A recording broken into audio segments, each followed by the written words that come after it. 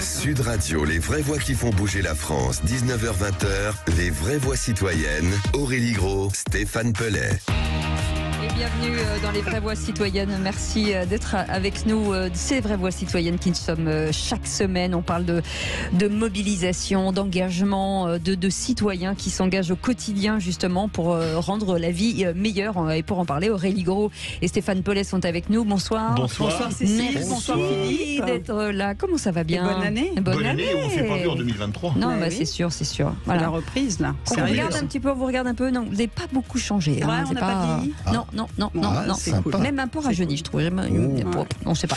Enfin, bref, en tout cas, c'est Je l'éco-président. voulais répondre tout d'aubaine, comme il dit toujours, mais en ce moment, ça craint. Ça craint, un peu. Comme on dit, Brésil, ça craint un peu. En tout cas, l'éco-président du G500, l'ONG citoyenne, 500 associations, 500 000 sympathisants. On est ravis de vous retrouver. Et au sommaire de cette émission, on va contribuer pour financer des innovations respectueuses de l'environnement. Le mouvement citoyen Time for the Planet lève des fonds pour financer des innovations qui luttent contre le gaz à effet de serre. On peut bien sûr participer. Il y a une cagnotte et ça cartonne. La mobilisation citoyenne remporte un franc succès. Depuis 2023, ce sont environ 100 000 actionnaires et 7 000 bénévoles qui œuvrent ensemble pour préserver l'environnement. Près de 400 rendez-vous artistiques en 6 ans pour faire vivre les arts de la rue et les arts dans et pour l'espace public. L'association La Lisière valorise la création artistique et organise 2 festivals, 2 jours de nuit et sème et sèmeront pour encourager la création artistique dans les territoires périurbains et ruraux en mêlant notamment culture, agriculture et environnement. Et bienvenue donc dans les vraies voix citoyennes. Les vraies voix Sud Radio. Si c'est l'argent qui décide de tout, alors jouons sur le terrain économique, mais avec nos propres règles. Puisqu'on n'a plus le temps, prenons le système économique à son propre jeu. C'est l'ambition de Time for the Planet. Et Time for the Planet et Hugo Lennart avec nous. Bonjour, merci d'être avec nous. Et c'est un sujet qui est porté par Aurélie Gros. Oui, on est très heureux, Hugo, de vous avoir à cette table ce soir pour nous parler de vos initiatives. C'est des initiatives réellement citoyennes. 100 000, plus de 100 000, vous m'avez dit 105 000. 105 000, ouais. Maintenant, déjà actionnaires, parce qu'on parle d'actionnaires. Et à l'heure où l'environnement est une préoccupation pour tous, on en parle. On n'en parle peut-être pas assez. Votre mouvement citoyen vient d'attendre un nombre d'actionnaires incroyable. Alors bravo. Mais d'abord, racontez-nous comment est née cette formidable aventure. Merci de l'invitation. Avec déjà. plaisir. Avec plaisir, oui. En fait, l'idée, c'est que Time for the Planet, c'est vraiment né de l'envie en tant que citoyen de faire quelque chose contre le dérèglement climatique. On en parle souvent en ce moment, on sait qu'il y a la sobriété, réduire sa consommation, changer son mode de transport, prendre le vélo en ville, des choses comme ça. Mais une fois qu'on a fait ces petits gestes, on se sent peut-être un peu limité.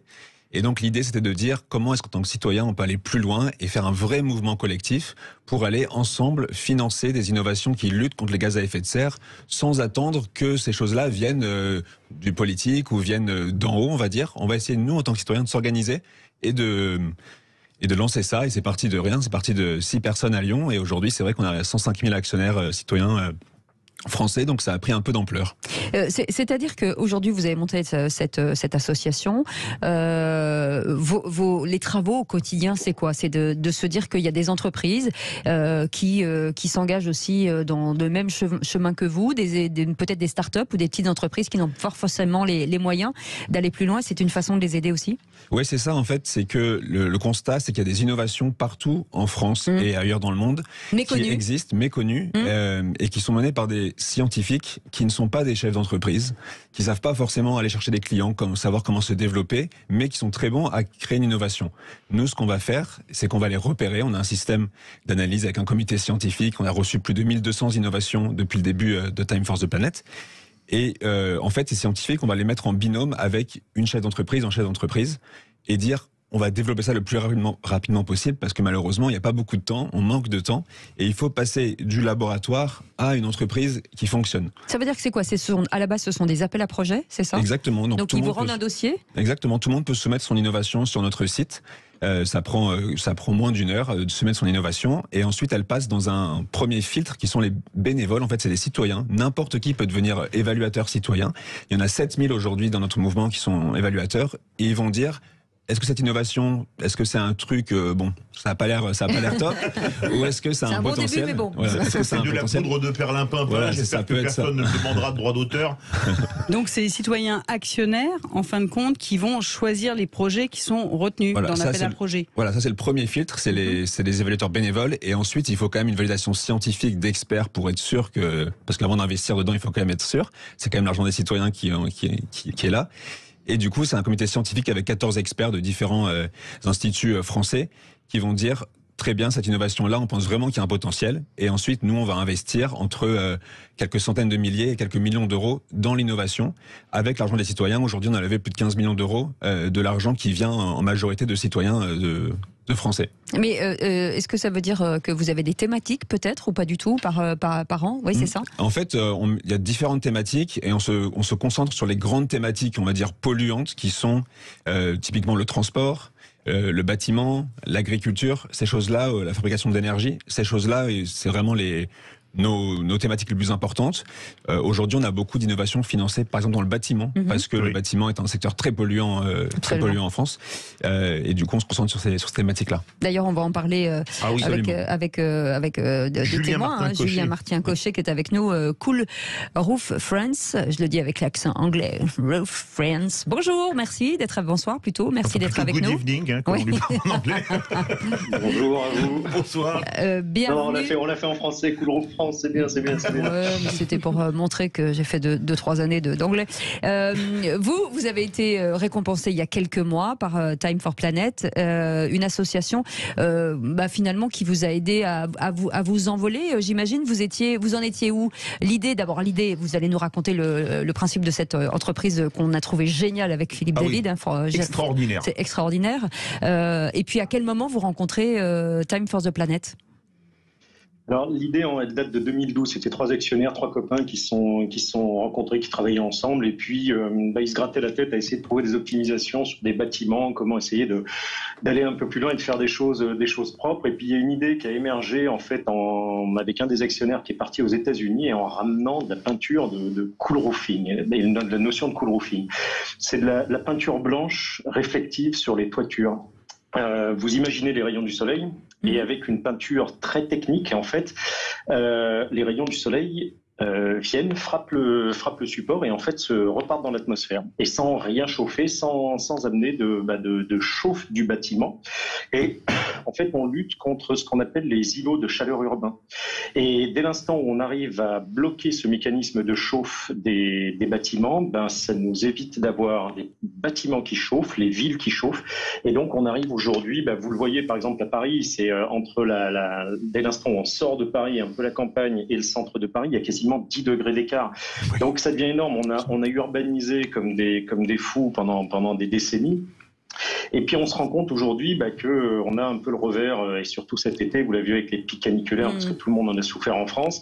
Et voilà, donc on essaye aujourd'hui d'être une des solutions pertinentes de la transition écologique, et en fait d'amener une solution qui est simple. Et voilà, cette solution, elle est... Mais Julien, pour en parler, c'est extraordinaire. Vous faites baisser la température dans un bâtiment de 6 degrés en moyenne, en plein été, grâce à votre peinture blanche made in France en plus sur le toit. C'est extraordinaire parce qu'on fait de grosses économies d'électricité, parce que aujourd'hui les bureaux pas climatisés, il y en a quand même plus légion, franchement.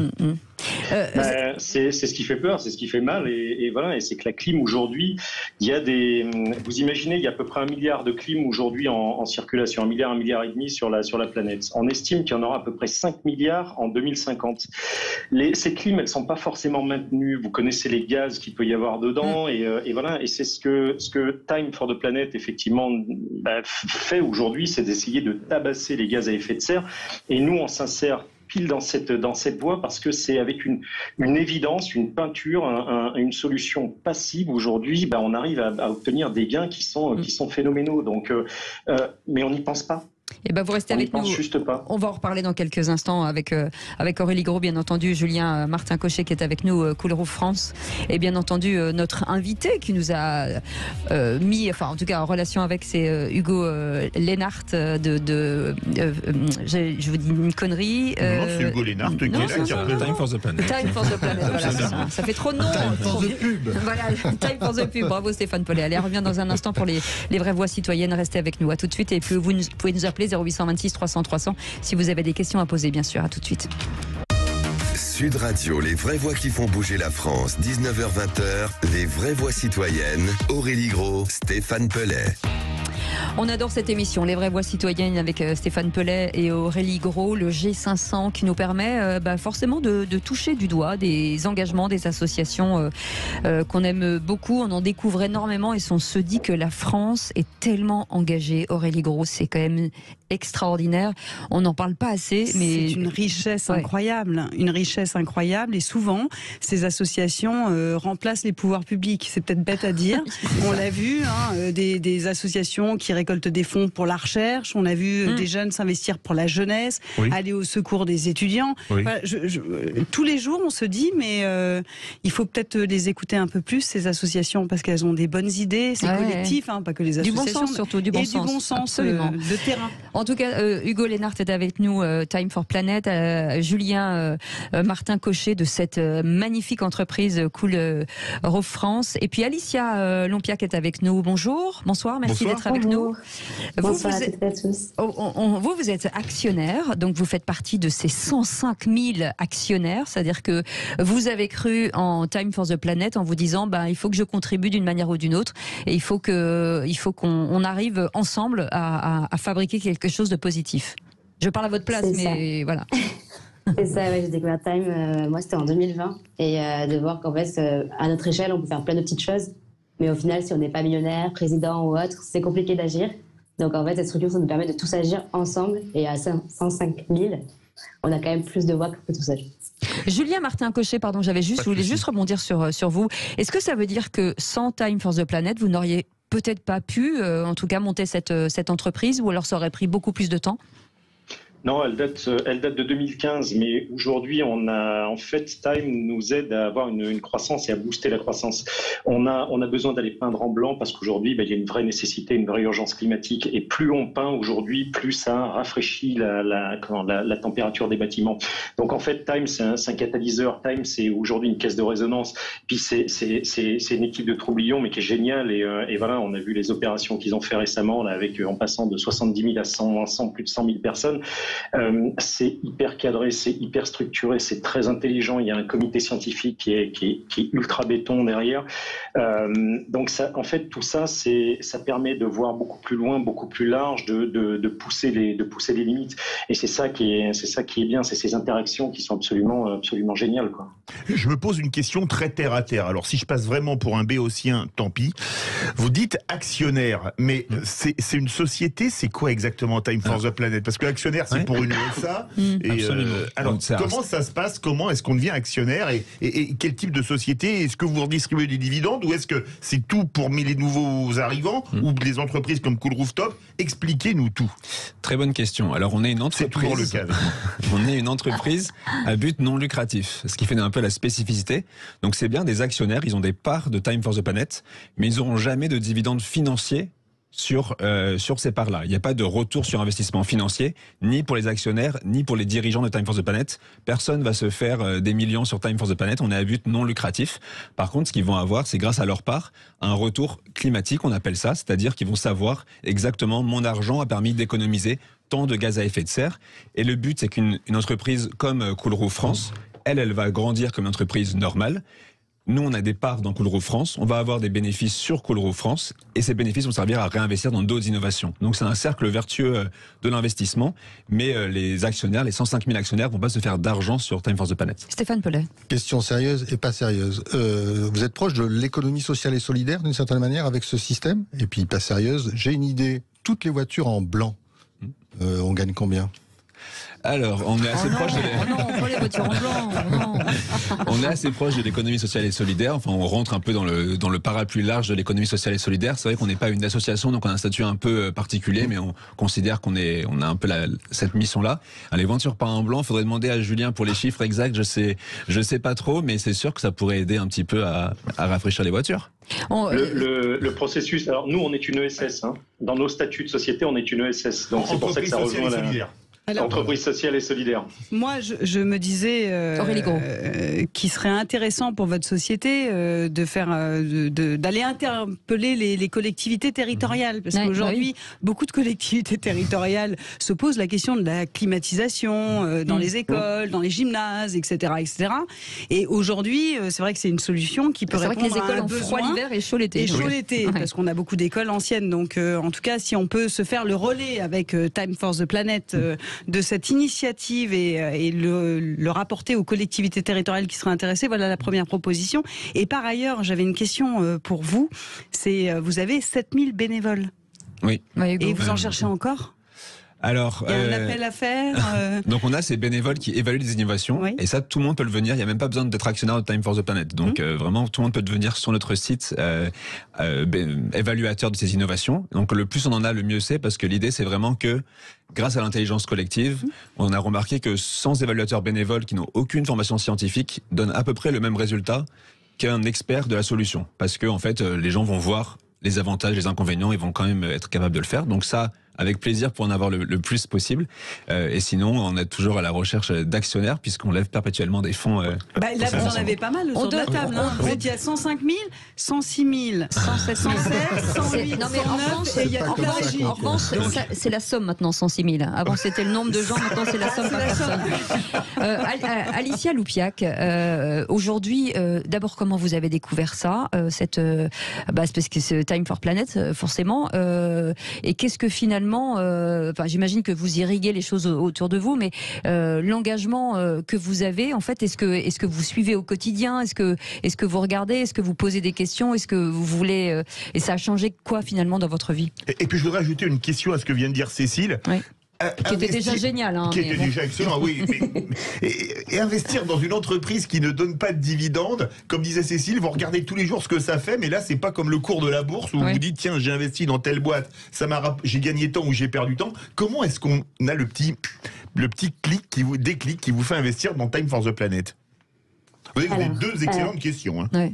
La mienne était mieux. Merci beaucoup. Je ne le prononcerai pas. Mais en tout cas, moi j'ai découvert, comme beaucoup de personnes, sur LinkedIn. Donc les réseaux sociaux, c'est vraiment quelque chose qui aide Time à avoir une certaine visibilité. Chambre d'écho. Ouais, et en gros, en découvrant ça, je suis allée voir leur site. Et quand j'ai découvert cette solution, je me suis dit, let's go, je veux absolument devenir associée. Le fait que ce soit à but non lucratif, justement, je trouve que ça rajoute quelque chose parce qu'on se dit que les cofondateurs et tous les actionnaires sont là parce qu'on veut un monde meilleur et un monde viable, surtout plus tard. Donc en fait, il y a une certaine effervescence avec tous les actionnaires et notamment les bénévoles, parce qu'il n'y a pas que ceux qui évaluent, on peut aussi faire plein de choses. Quand on est actionnaire, on peut aussi, je sais pas, organiser une réunion il y a un actionnaire qui a trouvé des publicités gratuites avec JCDecaux. On peut faire énormément de choses et chacun a des compétences, chacun a du réseau. Et en fait, c'est tous ensemble qu'on fait des choses et ça aussi, ça motive beaucoup à devenir actionnaire. Parce il y a une phrase que dit souvent Time, c'est on vient apéroiser le changement climatique. Et c'est avoir cette approche positive et être tous motivés pour quelque chose au lieu de juste se morfondre et pleurer dans notre lit en mode bon, c'est la fin du monde, on va tout arrêter. Là, ce n'est pas le cas. Et on est tous motivés à faire beaucoup de choses. Et en fait, on voit qu'au quotidien, on peut faire beaucoup de choses, comme par exemple financer Cool Roof France, qui sont des actions en fait géniales au quotidien. Et pourquoi on investit, c'est vraiment pour ce monde viable. Donc le rendement financier, en fait, pour moi, il n'y a même pas de question qui se pose. Mais on a un rendement, on a un taux de retour pour la planète. Et du coup, on voit, grâce à l'argent que nous avons investi, combien de CO2 ont été non émis ou captés. Donc, en fait, quel est notre impact concret grâce à notre investissement. Et Hugo Lénart, ce qui est important, mais c'est quel rapport vous avez finalement avec les pouvoirs publics? Quand vous avez un ministre de l'écologie, est-ce que vous le rencontrez? Est-ce qu'il regarde ce que vous faites? Est-ce que vous rendez, j'imagine que vous rendez des comptes aussi un peu plus haut à l'exécutif? On a rencontré la précédente ministre de l'Environnement, Barbara Pompili à l'époque, qui nous a aidé en signant une lettre pour une de nos innovations, pour des autorisations politiques justement. On peut pas dire que pour le moment il y a Que ça bouge trop. Il n'y a pas un énorme soutien, en tout cas public, pour le moment, mais on est en discussion notamment pour ces questions. Les innovations ont besoin, quand on parlait de collectivités territoriales, etc. On a aussi des collectivités territoriales qui sont dans le projet. Donc voilà, il y a. Ça veut dire que vous n'avez aucune subvention de l'État? Nous n'avons pas de subvention de l'État, non, aucune subvention de l'État. Mais vous aimeriez en avoir? Est-ce qu'en tant qu'entreprise... Parce que moi, je vous fais un chèque tout de suite. Mettez pas l'ordre et passez le mois. Ministre de tout. Présidente. Ouais. Une question, il y a 7 projets que vous accompagnez, il y a donc Cool Rooftop. Pouvez nous parler rapidement des autres en 30 secondes? Alors, on a Beyond the Sea, qui est une voile de kite qui tracte des cargos pour économiser du fuel sur les cargos de la marine marchande. Ah oui. On a Carbon Time, qui est de l'étude de la recherche scientifique pour une roche volcanique qui capte le CO2 dans les océans, à l'état de recherche aujourd'hui. On a Léviathan Dynamics, des gens en Ile-de-France, 2 inventeurs qui ont inventé une climatisation sans gaz à effet de serre, qui fonctionne que à l'eau en circuit fermé, donc zéro gaz à effet de serre. Nous avons Shiva, qui est un projet de recherche là sur l'hydrogène. Nous avons donc Cool Roof France, et nous avons les 2 nouveaux projets. Il y en a un qui est sur les émissions des voitures, pour réduire les émissions des voitures, et l'autre sur les émissions du secteur du numérique, pour les réduire aussi. Alors Hugo, juste pour vous dire un dernier mot, et je sais que ça se termine, mais je suis ravie de voir ça, et quand j'écoute Alicia et quand j'écoute votre projet, ça se rapproche d'une volonté qu'ont les citoyens et une proposition qu'ils font au gouvernement de pouvoir enfin flécher les impôts et de pouvoir flécher une partie des impôts sur une grande politique publique qui les concerne, et ce que vous faites aujourd'hui, c'est un petit peu ça. Donc ça va peut-être donner des idées au gouvernement, mais en tout cas, on vous soutiendra pour faire passer ces belles idées. Et on vous donnera la parole chaud au cœur. De nouveau, grâce à le G500, bien sûr, Hugo Leinart, merci d'avoir été avec nous. Time for Planet. Alicia Lampiac, merci beaucoup, en tout cas, des efforts que vous faites, parce que vous êtes une citoyenne, et c'est bien de s'engager aussi.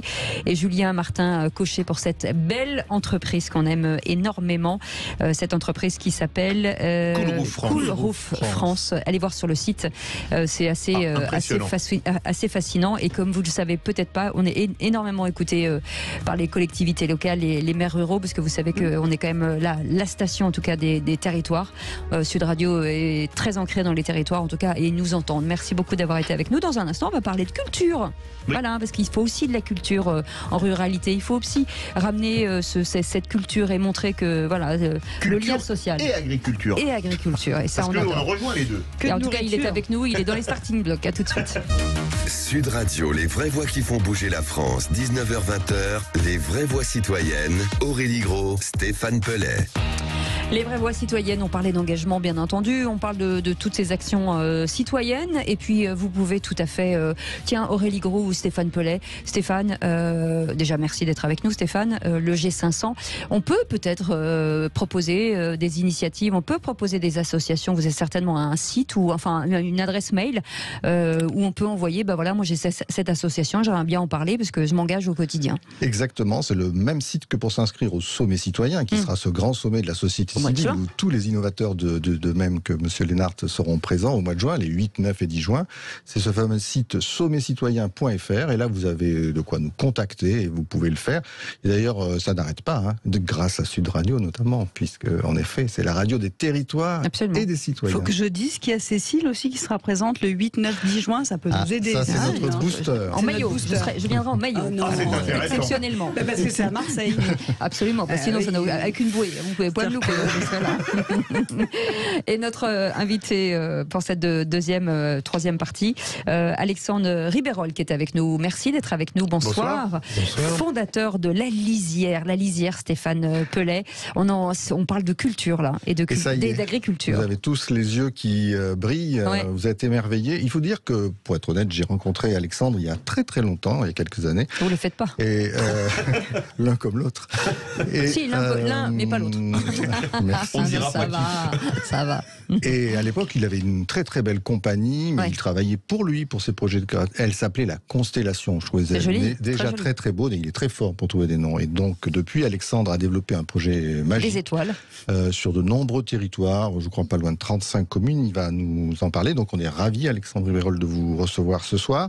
Vous développez un projet créatif et de pédagogie autour des thèmes conjoints, culture, agriculture, environnement, sur un grand nombre de territoires, on va dire du sud de l'Île-de-France, mais vous allez aller plus loin encore. Oui, d'une part, merci beaucoup pour cette invitation. Avec plaisir. Oui, effectivement, cette aventure, elle est née d'un travail qu'on a fait grâce à la compagnie. On a très très tôt réfléchi à comment on pouvait travailler dans la durée et non pas être nomade sur les territoires, mais d'être vraiment ancré.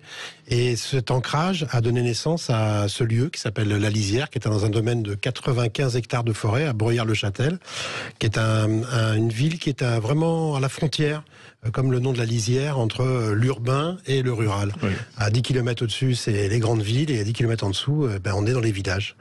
Et nous, notre métier, c'est les arts de la rue, c'est-à-dire ces spectacles qui se jouent dans l'espace public, qui sont gratuits, qui vont vers le public. C'est vraiment la démarche d'aller vraiment à l'endroit où vivent les gens et de se retrouver autour d'œuvres. On a élargi, nous, le champ des pratiques qui sont plutôt du spectacle. Le chant, oui. Des pratiques qui sont... la chanson. Hein. Chant et champs aussi. Oui. Qui vont du théâtre, en passant par la danse, la musique, bien sûr, mais aussi les arts plastiques, notamment via le street art, mais aussi l'architecture, la photographie. Enfin, toutes les personnes qui ont envie, tous les artistes qui ont envie de s'investir dans l'espace public, et donc on les accompagne avec nos savoir-faire aux bons endroits, dans le bon espace, de créer les rencontres entre les habitants et nos métiers. Alexandre Ribérol, est-ce que ce sont forcément des communes qui n'ont pas forcément accès à des théâtres, à des cinémas? Est-ce que c'est un choix, ou ça peut être finalement une grande agglo et une petite commune? Mais on travaille vraiment avec cet ensemble-là. Oui. À l'endroit où on est, c'était un gros challenge, d'une part, d'avoir un équipement qui soit quelque chose qui soit assez costaud sur cet espace un peu périphérique, presque plus que le périphérique. Et de revendiquer l'idée que c'était à partir de ce territoire-là qu'on allait innover et qu'on allait réinvestir le champ de l'urbain. Donc ça, c'était un des premiers enjeux. Et dans la relation dans laquelle on est, on n'a pas de typologie. On peut travailler avec une maison de quartier, aller à son échelle, et de se dire on va l'accompagner pendant 3 ans, 4 ans à une aventure artistique, comme on peut travailler avec une agglomération, un département, une région. Donc on n'a pas du tout de logique de proportion, on a plus une logique de concertation, et donc de travailler. C'est là où on fait, nous, un gros travail de pédagogie avec les élus, notamment, surtout les jeunes élus, et donc de les accompagner, de leur remettre du vocabulaire et de reconstruire avec eux une vision d'une politique culturelle. Ça, c'est le gros de notre travail. Et avant d'accueillir Edith Bellec, Stéphane Pellet. Ce que j'ai trouvé très beau, c'est cette histoire de vocabulaire. Vous avez vu, ils sont très très forts pour inventer des noms. Les festivals, c'est 2 jours de nuit, c'est sèmeront, bien sûr, avec le verbe semer et le verbe aimer, bien sûr, très beau.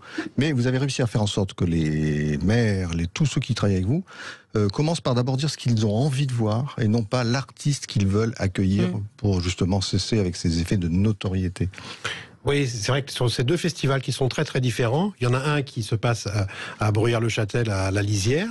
D'une part, c'est une initiative de l'élu, du maire de Bruyères-le-Châtel, qui nous a demandé, en ayant conscience de l'endroit où il était, d'inventer un rendez-vous qui mêlerait agriculture et culture, sachant qu'il y avait une vraie méconnaissance du public sur des pratiques qui étaient très très très locales. Et donc c'était le moyen de pouvoir ramifier une pratique rurale réelle, de pouvoir la faire rencontrer avec les habitants du Nord et les habitants de Bruyères-le-Châtel à travers une attractivité qui serait celle de la poésie, de l'art, des spectacles. Et on a un 2e festival qui s'appelle 2 jours de nuit, qui est un festival qu'on a démarré avec 4 villages il y a une dizaine d'années. Et aujourd'hui, on travaille avec 17 villes, collectivités, villages, et il a la particularité de le faire dans une conception très très concertée. On se voit à minimum 1 fois par mois, et on réfléchit ensemble sur le festival qu'on veut faire, avant même la programmation. On a des longues discussions sur quelle orientation on prend cette année, là avec toutes les crises qu'on a vécues. À qui on s'adresse, Voilà. Qu'est-ce qu'on a envie de montrer au public? Quelle forme on veut faire? Est-ce que c'est un moment fédérateur? Et puis on a aussi une grande écoute sur le territoire. Les villes, elles sont comme un être humain, elles ont des tempos, elles ont des histoires qui leur arrivent tout au long de l'année, et nous on intervient à un moment.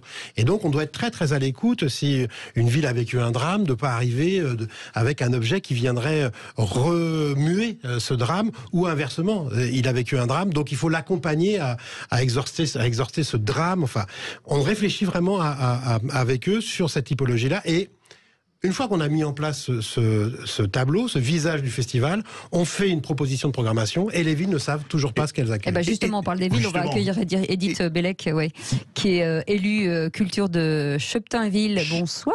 Bonsoir Edith Bellec. Bonsoir, c'est Cheptainville. Alors, Cheptainville, c'est un des 4 villages qui étaient là au démarrage du festival de jour. Il y a 6 ans. Il y a 10 ans. Oui. Il y a 10 ans. Donc, on commence à bien se connaître avec la constellation d'abord et la lisière, Alexandre et toute son équipe, à qui on fait une totale confiance pour la préparation du festival chaque année. Et effectivement, il faut savoir que, comme le disait Alexandre, ce festival se prépare avec des réunions où on se retrouve tous autour de la table, les élus, mais il y a aussi les directeurs culturels de certaines communes. Et on n'a pas, en fait, en tant qu'élu, beaucoup d'occasions comme ça de se retrouver autour d'une table et de discuter de ce dont on a envie, de ce qu'on veut faire ensemble. Parce qu'automatiquement, c'est un festival qui nous regroupe tous et on a envie aussi de s'organiser, de se dire, tiens, toi tu fais ça tel jour, telle heure, nous on va se mettre à telle heure pour que ton public puisse venir nous voir après. Oui. Edith Bellec, ce qui est important de comprendre, c'est que vous faites ça, vous l'avez dit, depuis 10 ans. J'imagine que si tous les ans vous remettez en place ces centres culturels, en tout cas ces événements culturels, c'est qu'il y a un impact forcément sur la population. Absolument. Bien sûr. En fait, le festival de jour de nuit, c'est vécu comme une fête. C'est une vraie fête dans le village. Ça se passe dans la rue, ça se passe dehors. On va chercher le public. Donc, c'est vraiment l'idéal, en fait. Un spectacle en extérieur gratuit. Ça veut dire qu'on peut aller chercher tout le monde, on rameute, comme on dit à la campagne. On va même sonner chez les gens quand le spectacle va commencer pour qu'ils viennent, en fait. C'est une commune de combien d'habitants ? 2413. Alors, on est 2200 à peu près. D'accord, très bien. Et c'est où exactement ça se situe où ? Ça se situe c'est très central. C'est le centre de l'Essonne, en fait. Non, c'est au sud, à côté d'Arpajon, Brétigny. Voilà, je ne sais pas si vous voyez. Absolument. C'est la ligne de RERC qui va à Étampes. Voilà, c'est. Est-ce que ça veut dire que ça crée du lien avec les habitants, c'est ça ? Oui, bien sûr. Ça crée du lien. Alors, ça crée du lien déjà entre nous, entre les villes. Et ça, c'est super important parce que, en tant qu'élu, des fois, on se sent un petit peu seul, quand même, il faut le savoir. Et ça crée du lien avec les habitants et avec les habitants, entre habitants de communes. C'est-à-dire qu'on se retrouve, on retrouve aussi les habitants des communes voisines. C'est très festif, c'est très convivial. Il y a toujours évidemment un moment de convivialité après ou avant où on discute tous ensemble avec la compagnie. On se briefe, on se débriefe. Voilà. Vous restez avec nous. Vous restez avec nous, Edith Bellec, élue du Centre Culture. Et puis vous restez avec nous, bien entendu, Alexandre Riberol, fondateur de cette belle association qui s'appelle La Lisière. On va revenir dans un instant, juste après, sur la culture et l'agriculture, parce qu'on aime beaucoup et puis on écoutera un son parce qu'on aime beaucoup ce mariage. Vous restez avec nous. C'est Les Vraies Voix Citoyennes avec Aurélie Gros et Stéphane Pellet. Et vous, si vous voulez nous appeler 0826 330 300, on est ensemble jusqu'à 20h. À tout de suite. Sud Radio, Les Vraies Voix qui font bouger la France. 19h-20h, Les Vraies Voix Citoyennes. Aurélie Gros, Stéphane Pellet. Oui, ils sont là. C'est version 2023. Stéphane Pellet, Aurélie Gros, ils sont beaux comme des sous-neufs. Ils sont venus, ils sont tous là, même ceux du sud de l'Essonne, comme Alexandre Riberol. Alexandre Riberol, fondateur de La Lisière. Tous les départements du sud de l'Île-de-France. Oui, parce qu'on travaille aussi sur le 78, 94, 77. Un peu la grande banane sud. Ouais, des endroits qu'on aime beaucoup. Et Edith Bellec est avec nous, hein. Élue culturelle de Cheptainville, c'est ça? Je l'ai bien dit cette fois-ci? Cheptainville, c'est parfait. Bravo. Une petite question, Aurélie Gros, non, peut-être. une question, une remarque, un rebond, parce que je connais Alexandre et c'est aussi pour ça qu'on l'a choisi avec Stéphane Pelé, parce qu'Alexandre, il a cette capacité, effectivement, de travailler avec une commune de 2413 habitants en 2022, mais un peu moins en 2019 au dernier recensement, effectivement, Cheptainville. Mais à côté de ça, il a aussi travaillé pour Grigny, qui fait aussi partie du département de l'Essonne. Et il a permis à l'école cuisine mode d'emploi de Thierry Marx d'accueillir une fresque d'Hervé Di Rossa. Et voilà, Alexandre Riberol, c'est ça. C'est quelqu'un qui va dans tous les villages de l'Essonne, sans distinction, et qui s'adapte.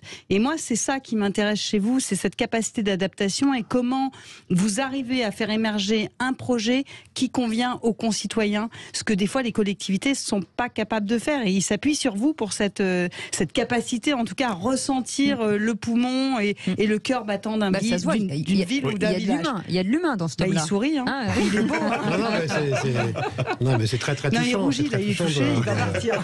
Mais ça nous fait plaisir, c'est cadeau, c'est bonheur. Alexandre, on va écouter un petit son justement sur cette culture. Oh, il est tout rouge, il est mignon. Sème et Sèmeront, écoutez. Sème et Sèmeront, c'est un festival agriculturel où on réfléchit au devenir de l'agriculture et au devenir de notre alimentation. Et puis culturel, parce que sur ce site où est installée la lisière, c'est un site qui est dédié à la culture. Donc c'est un mix de ces deux activités. Alors ça nous intéresse beaucoup parce que nous on adore les agriculteurs aussi. Et puis la production locale. Vous mettez en contact les gens avec les producteurs locaux. Expliquez-nous. Alors en fait, ce projet, il est venu de ce que je vous disais tout à l'heure, c'est-à-dire l'idée que on est nous à une frontière où les gens ne se croisent pas. En fait, il va y avoir les personnes qui vont travailler à Paris, qui rentrent et qui, en fait, ont un usage extrêmement restreint de leur périmètre et ils ne vont pas s'intéresser aux voisins parce qu'ils n'ont pas le temps, ils n'ont pas la culture de cette curiosité-là. Et quand les élus sont venus avec cette idée-là, l'idée c'était de faire venir des familles, des gens qui vivent là autour de la lisière à la rencontre de ce qui se passe au bout de leur rue, au bout de leur champ.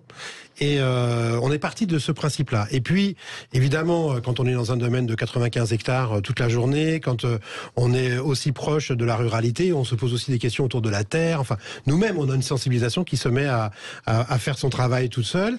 Et évidemment, et de plus en plus depuis le confinement. On se rend de plus en plus, évidemment, depuis le confinement.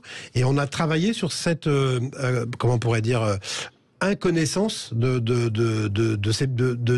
la nature, de la pratique avec la terre. Et nous-mêmes, on s'aperçoit qu'on a très peu de connaissances. On pense être un peu calé, mais en fait, on est nullissime. Moi, j'ai découvert le compost là. Enfin, je m'aperçois en fait que grâce à cet événement, moi-même, on fallait venir à la maison. Je vous aurais expliqué. Moi. Mais même nous, en tant qu'organisateurs de festivals, on n'avait pas de pratique sur le recyclage de nos gobelets, de l'usage à perte de toutes les énergies qu'on utilise pour monter un festival. Enfin, ces questions-là sont devenues maintenant très très importantes au sein de la lisière. Et donc, au début, on a accueilli, on a fait toc-toc, on a été voir nos voisins et on leur a demandé de venir présenter leur travail. Donc, on a démarré il y a 3 ans avec 4 producteurs. Aujourd'hui, cette année, c'était 24 producteurs. Vous avez des producteurs de quoi? D'un peu tout? Eh ben, un peu tout. Il y a des personnes qui font des bêtes, des personnes qui font comment dirais-je, des céréales. Vous pouvez carrément aller acheter votre beefsteak, par exemple, directement chez le producteur? Non, pas encore. Ouais, enfin, là, on peut, en Essonne, il y a. Mais nous, là, pendant le festival, on peut pas encore, parce qu'après, ça demande des frigos réfrigérés, etc. Oui, c'est sûr, oui. Mais par contre, on peut présenter le travail et les producteurs peuvent présenter ce qu'ils font, ce qu'ils vendent, et puis surtout créer ce lien humain. C'est-à-dire que tout d'un coup, c'est pas un produit, c'est une vie. Et donc, c'est cet échange-là qu'on essaie de créer. Et dans le week-end, on a des moments très festifs. Maintenant, au départ, on a démarré avec une demi-journée. Après, c'est devenu une journée. Puis maintenant, c'est une journée et demie. Ouais. Je pense que ça va finir par un mois, ça. Peut-être pas un mois, mais certainement un gros week-end. Ouais. Et donc, on a des concerts. Les artistes qu'on fait venir ont une réflexion autour de ces pratiques autour de la nature et de l'écologie. Donc, c'est des spectacles qui sont en lien aussi avec cette thématique, mais qui ont aussi une force d'attraction pour les familles. Et chose importante aussi, on ne prend jamais en compte la solitude des agriculteurs et qui sont bien contents finalement de rencontrer des gens. Oui, Non, mais c'est important, je le dis, parce que nous, on a beaucoup d'agriculteurs qui nous disent, personne ne vient jamais chez nous, on se sent un peu esselé, et c'est vrai que le voisinage est tellement loin que finalement personne ne vient. Donc c'est intéressant ce que vous dites. Stéphane, ça vous inspire pas plus que ça, mais c'est pas grave. Voilà. Stéphane voulait réagir, je crois. Non, mais juste une chose, on va pas détailler tout votre programme et les différents festivals, etc. Mais moi, il y a une idée qui me vient en vous écoutant et qui est liée à une ancienne émission que nous avons eue ici il y a quelques semaines. Ce que vous démontrez, c'est qu'il y a cette production locale. Mais ce qui serait sympa, c'est de montrer aussi aux gens que tout ça a un coût et qu'il faut donc dire le juste prix. Et ça me fait penser à agriculture et culture. Ouais. Parce que dans un cas, vous savez, l'agriculture, c'est qui le patron ? C'est le consommateur. Oui. Et c'est lui qui va fixer le juste prix. Ça, c'est un truc que vous pourriez reprendre, et puis on en parlera. Mais il y a aussi une chose, c'est que dans le monde de la culture, souvent on pense que, par exemple, ça doit être gratuit. Or, quoi qu'on en dise, tout ce travail immense des créateurs a un coût, a un prix, et il ne faut pas hésiter à le dire. Voilà, je pense que c'est deux mondes qui ont, entre guillemets, un peu un complexe par rapport à l'argent. Et je parle devant un innovateur qui lève des fonds à millions d'euros. Donc, je pense que c'est une thématique... Time for Agriculture. Et c'est là où tu lui demandes qu'est-ce qui lui manque comme moyen. Exactement. Oui, forcément, on y vient à un moment donné. C'est l'heure. Vous, j'imagine que les collectivités locales vous soutiennent, mais aussi des dons venus de l'extérieur ? Non, pas nécessairement des dons. Plutôt, nous, on est plutôt accompagnés par les institutions, c'est-à-dire l'État, la région, le département. Des agglomérations, c'est plutôt cette structuration-là, du reste qui a été présente dès le départ, dès le démarrage de cette aventure, elles ont répondu présentes, le département de l'Essonne, la région Île-de-France, la DRAC Île-de-France, l'État. Donc ça, on a ce soutien-là. Après, évidemment, on est dans une avancée progressive. Nous, on pensait pas non plus que l'aventure irait si vite. Là, elle est devenue... au départ, on a démarré avec... Oui, comme je vous dis, on a démarré avec 4 villages. Aujourd'hui, c'est 17 sur ce festival-là. Mais c'est à peu près 150 rendez-vous quand même sur l'année. Aujourd'hui, c'est 40 collectivités avec lesquelles on travaille, avec des proportions extrêmement différentes. Donc, évidemment, nous, on a une espèce de courbe de croissance un peu compliquée à gérer. Et ce qui est canon pour les artistes aussi. Oui. Absolument. Et une question pour Edith Bellec. Que retenez-vous de tous ces projets que vous avez pu suivre ? Avec la lisière et la constellation, bien sûr. Bien sûr, oui, évidemment. Oui, bien sûr. Oui. Et on ne cite pas tout. Mais déjà que la constellation Alexandre en particulier a une vision très, très éclairée et très tendre du territoire, vraiment. Il y est attaché et autre chose, oui, c'est que à chaque fois c'est de la fête en fait. C'est la fête de la terre pour Sème et Sèmerons et c'est vraiment la fête de la culture lors du festival de jour et de nuit. C'est voilà, c'est ce que j'en retiens. Les messages de témoignages comme Edith Bellec aujourd'hui, forcément, quand on fait un travail de fond associatif, on démarre au début un peu difficilement et là on voit que la machine est lancée et que j'espère pour vous en tout cas, visiblement ça va pas s'arrêter, ça touche forcément. Oui, ça touche, c'est très intuitif au départ le travail. Moi, pour tout vous dire, quand on a démarré avec la lisière, j'y croyais pas du tout. C'était trop beau comme espace. Et donc je me suis dit, qu'est-ce que les artistes vont pouvoir faire ici ? Il manque de rien. Tout est beau. Et en fait, inversement. C'est ce que disait Elon Musk. Vous avez aujourd'hui. Mais et quand les premiers artistes sont venus travailler, au contraire, ça a été un lieu d'apaisement, d'un travail très très concentré. Et au contraire, c'est l'effet inverse qui s'est produit et qui fait que aujourd'hui, c'est un lieu très important pour la profession. Et après, ce qui me touche beaucoup, c'est qu'on a beaucoup, nous, travaillé sur la fonction sociale de nos pratiques. C'est-à-dire que c'était pas seulement l'art pour l'art. Il fallait qu'elle ait une raison sociale de se montrer, de créer un rendez-vous. C'est pas juste la poésie qui nous a poussé à aller dans l'espace public. En tout cas, merci beaucoup Alexandre Ribérol, fondateur de la Lisière. Merci beaucoup Edith Bellec, Culture de Chaptainville en Essonne. Merci d'avoir été avec nous. nous. Bien entendu, on remercie aussi Hugo Lénart, Time for Planet. Allez voir sur leur site internet respectif. Merci Alicia Lompiac d'avoir été avec nous. Julien Martin Cochet aussi, cette belle entreprise aussi, Roof France, c'est ça, top, cool Roof France. Je vais y arriver. Vous savez, à un moment donné, je l'aurai dans la tête, mais ce sera trop tard. Merci beaucoup Aurélie Gros. Merci beaucoup Stéphane Pellet. On vous retrouve lundi prochain avec de nouveaux engagements. Merci Philippe David. Merci à vous. Dans un instant, notre ami Yvan Cugus. Oui, il reçoit Trio, Kent et Véronique Lebris. Il y a du beau monde. Et nous, on vous retrouve demain à 17h. Parce que demain, vous serez absente, mais on vous retrouve mercredi. On vous retrouve mercredi. Vous avez raison. Bien sûr. Et tout de suite, conseil de famille. On va parler patrimoine avec Stéphane Moller. Salut, bonne soirée.